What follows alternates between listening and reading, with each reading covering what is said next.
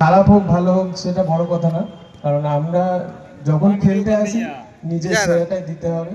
কারণ আমরা একটা দায়িত্ব নিয়ে আসি। হার জিত তো খেলার মধ্যে আছে, অনেক চেষ্টা করেছি, পারলাম না হয়তো আমরা জিততে। তো এখানকার দর্শকদেরও অসংখ্য ধন্যবাদ যারা এত সাপোর্ট করেছে কালকের থেকে। আর মাঠের অর্গানাইজারও খুব ভালো, কোনো রকম কিছু প্রবলেম হয়নি, রেফারিও ভালো।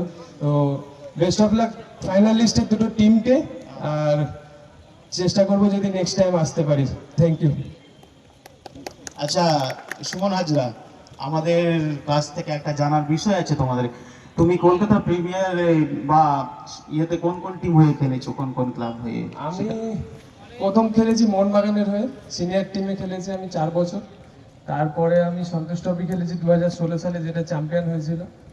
আর তার পরের বছর আমার সাধারণ সমিতি খেলেছি, রেনবো খেলেছি। এখন শ্রীভূমির হয়ে 2 বছর খেলেছি। লাস্ট ইয়ার আমি হাওড়া ইউনিয়নে ছিলাম। এবছর এখনো কথাবার্তা চলছে, এখন দেখি কোথায় যাব। সত্যি খুব ভালো লাগে এরকম প্লেয়ার আমাদের মাঠে আবারও আসুক, এটাই চাইবো। আর সুমন হাজরাকে অনেক অনেক ধন্যবাদ, আর ভবিষ্যতের জন্য অনেক শুভকামনা। অসংখ্য ধন্যবাদ। আবার আসবেন। এই ম্যাচের ম্যান অফ দ্য ম্যাচ